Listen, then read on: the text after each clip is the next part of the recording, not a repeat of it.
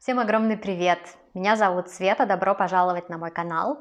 Я учусь на токсиколога в Каролинском институте в Стокгольме, и сегодня хочу поговорить с вами о парацетамоле.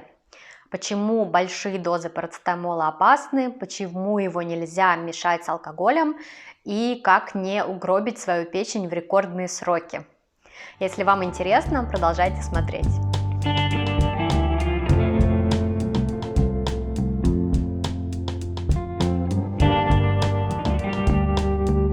Вообще парацетамол, а также другие жаропонижающие средства – это такая довольно-таки популярная тема в осенне-зимний период, потому что мы все болеем, чем только не болеем. Раньше болели простудой, гриппом, теперь еще ковидом болеем. И если эта болезнь такая, что ее можно лечить дома, как правило, люди пьют жаропонижающие средства.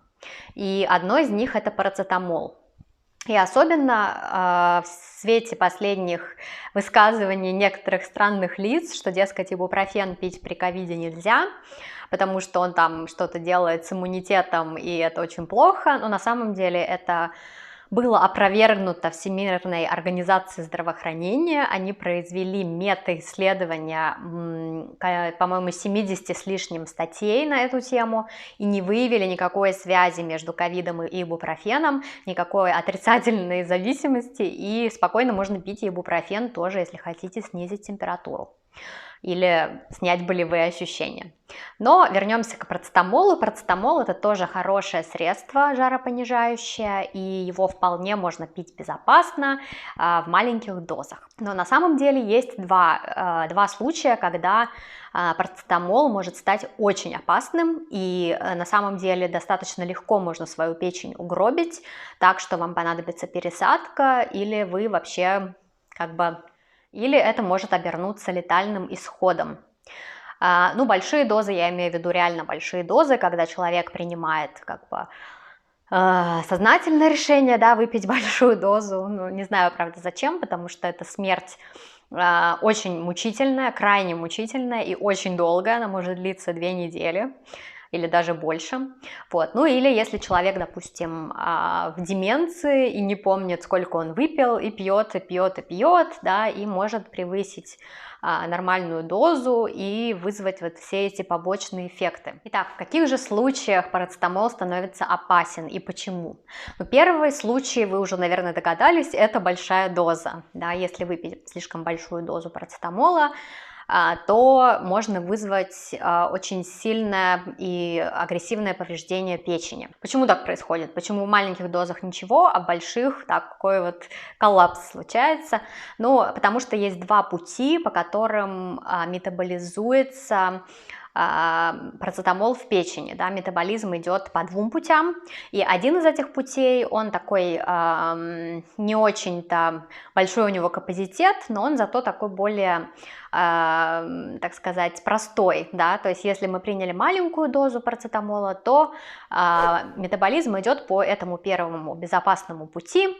Он не может осилить большие дозы, поэтому он только с маленькими работает, но зато это такой первоочередной путь, поэтому если мы пьем маленькие дозы парацетамола, то все идет по безопасному пути, все спокойно выводится, и мы все живем здорово и счастливо. Если выпить большую дозу парацетамола, то включается другой путь, потому что он имеет больший капацитет, и он сможет сразу это все метаболизировать очень быстро и, в общем-то, сделать свое дело черное. Метаболизм по этому небезопасному пути идет с помощью такого фермента, который называется цитохром P2E1. Ни в коем случае не надо запоминать это название.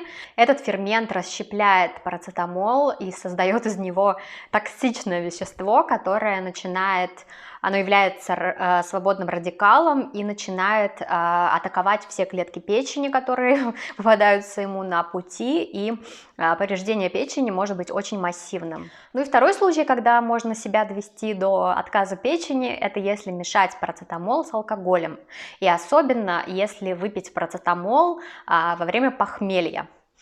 Почему? Потому что этот страшный фермент, который я назвала, цитохром P2E1, Он используется как для метаболизма алкоголя, так и для метаболизма парацетамола по небезопасному пути, да, как в больших дозах.